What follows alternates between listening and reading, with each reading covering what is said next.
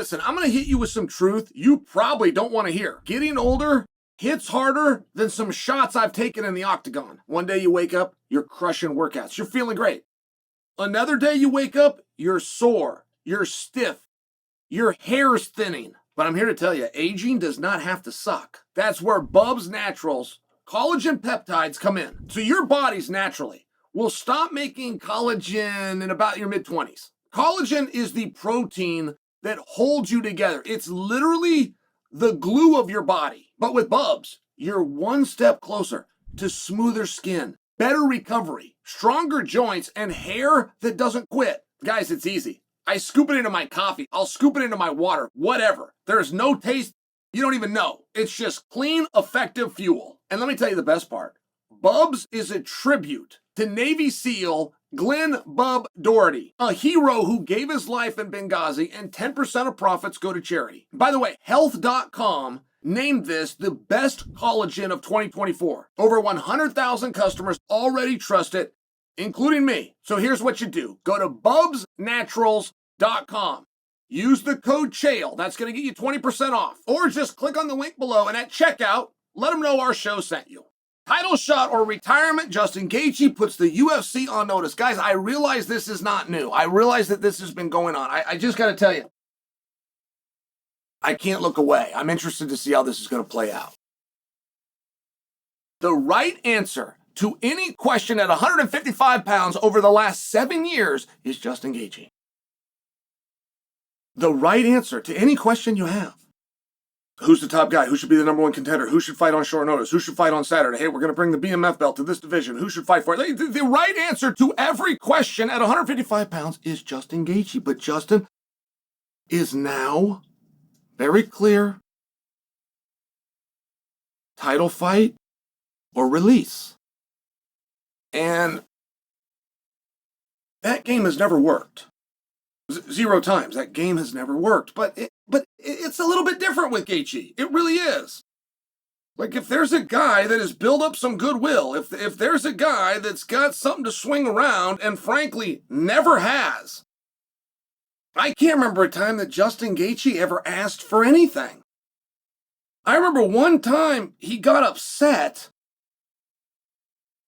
and it was upset with Daniel Cormier because Justin was in line to fight for a title. Islam was getting his comeuppance, and Justin felt as though Daniel was supporting Islam more heavily than he was supporting Justin, and Justin had an upcoming fight at Madison Square Garden. I mean, you guys remember this? And then those two ended up hitting it off, and and Daniel kind of thought he was wrong. Like, hey, I was a little strong on Islam, and I kind of did dismiss what you were doing. Not to mention you had this big fight with Chandler coming up, and I probably should have waited until you had that. And then they went and made nice over a game of golf. But do you guys remember this?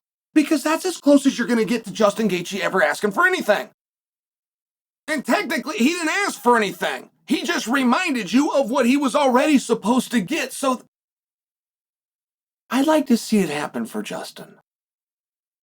But that's not the position I come to you with today. The position I come to you with is simply sitting back and observing what is going to happen with Justin. And does he mean it? I mean, does he really mean it? If they announce Paddy the Baddy versus Ilya, which they are considering announcing, they are strongly considering announcing, does that simultaneously mean that Justin Gaethje is released from the UFC? That's what he said. Give me the title shot or send me home. So if we give it to Paddy, which is being looked at, did we just release Justin? Now, does it have to mean that? What if we did give it to Paddy, which is what they're looking at doing? Can't we also do a deal with Justin, and that's for the backup position? We'll see how this goes, and we certainly heard your concerns, Justin, but we do have to remind you that 2 of your last 4 fights were for titles. We always main event you, or at least feature you, and we got this kid, Paddy, and we're not saying he's done more than you. We just got to remind you he is completely undefeated in the UFC. We just can't dismiss him. So we're going to go with him, but we're going to put you in the backup spot. And historically speaking, whoever the backup fighter is, goes next. Is that acceptable? And I think that Justin would say yes. Now, he's not going to do that now. He's not going to respond to my video and go, yeah, Chael, I would do it. I mean, he's going to hold on to his position until the absolute bitter end. But I just don't believe that if Paddy, by example, ends up with the fight, or let's say Paddy doesn't get the fight, we already know that the winner of Arman and Hooker is going to be fighting for the title. So the moment that Arman and Hooker conclude and one of them just became the number one contender, which has already been clearly promised to us, does that retire Justin Gaethje?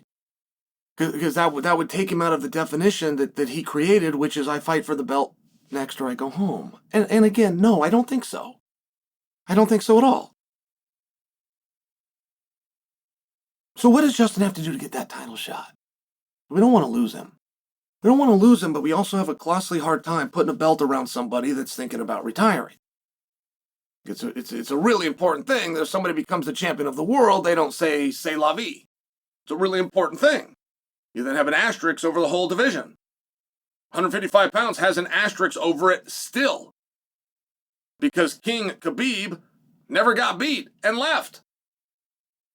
I mean, it's one of these things that if you could avoid it, you would rather do it. And I'm wondering how you could serve all of these masters, which in life, if you ever try to make everybody happy, it doesn't work. And if you ever chase two birds, you're going to end up with none.